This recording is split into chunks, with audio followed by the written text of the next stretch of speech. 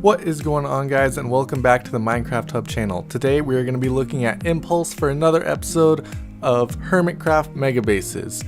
If you enjoy this video, be sure to leave a like down below, and if you're new to the channel, be sure to subscribe. We are pumping out Minecraft content every single day.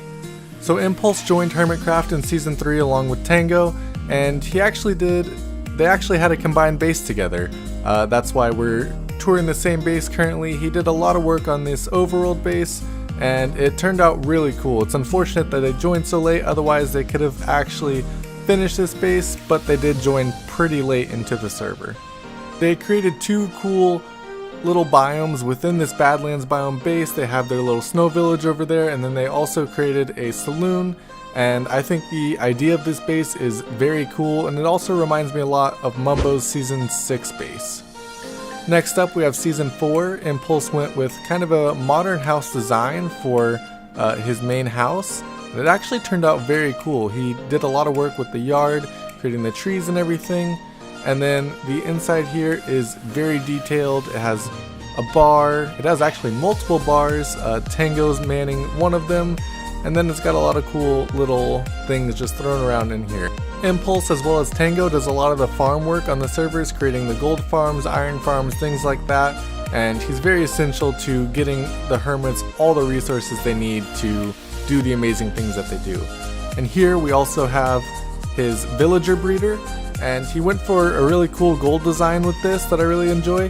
It's actually lamps around the top, but then he put gold pressure plates to cover it up, and then you can see the inside of it here. Just a pretty simple villager design, but he made the outside look really good. Season 5 is where Impulse really took it up a notch and created just an insane base. I mean, look at this thing. It's huge, it's awesome. It's built off a guardian farm that he uses for most of the blocks, and each of these pillars actually has a mob farm within it. So it's a very functional base, as well as a base that looks just incredible. It has a huge villager breeder hall in here, and this is the absolute most villagers I've ever seen in a villager breeding system, or a villager trading system, so that's very cool to see. It also has a sugarcane farm, a cactus farm, and a kelp farm, I believe, in it, and it's basically the most functional base you can have, with it looking as good as it does. The top of it here looks absolutely incredible. I think Scar did some of the work with the trees and stuff, and then just the entranceway here looks insane. It goes all the way back to a storage system, and he's also got some libraries up here. The glass on the floor actually covers up what he called the laser show, and it was guardians that would shoot at a squid, and that was always very cool.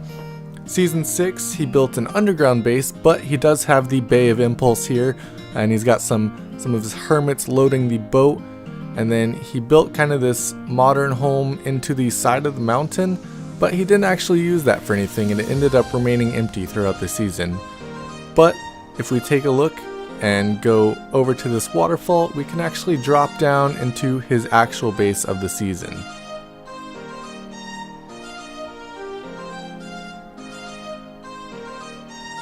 And here we have it, an insane detailed cave house, and just absolutely incredible as well. Huge storage system, always looks really good. He's got a couple of farms here, food with carrots from the villagers, and then he's got melons and sugarcane on the side.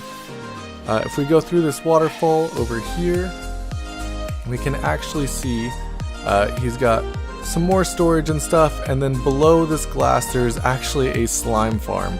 So what I enjoy most about Impulse's bases is he actually makes them super functional, as well as looking very good, and I think that's something that him and Tango have a lot in common. They always go for very functional bases, but they are also great builders as well. And then, of course, his Season 7 base. So Season 7 has been an absolute adventure for him. He created this insane pyramid and actually built a very cool greenhouse circular design on top, which you'll see here in a second. But he actually didn't end up liking that circular portion on top. So in one of his episodes, he actually blew it up with TNT and then destroyed some of the blocks that he wanted to keep. And now he's working on kind of his new design for it, which looks very good as well. Just the pyramid with the beacons and everything, and I really like this circular design on top, so I'm of course sad to see that it went, but they spend a lot of time on their bases and they want them to be perfect, so I'm glad to see that he actually went through all the work of destroying the top of that base, which must have taken a lot of effort considering how big it was, and building something new beneath.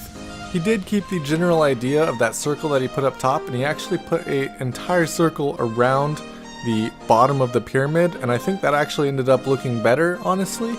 So I'm glad that he went through all the effort of tearing that down, because it does look very good here with the beacons and the huge circle around it. He definitely did do an improvement on this base by taking that top off, even though I did like that top to begin with. Thank you guys so much for watching. If you enjoyed this video, drop a like, and if you haven't checked out our channel yet, be sure to do that. We have a ton of different Minecraft content. Of course, we are doing other videos of the Hermitcraft bases, but we are also building our own ideas and going over the new updates, things like that. So be sure to check out our channel, and I'll see you next time.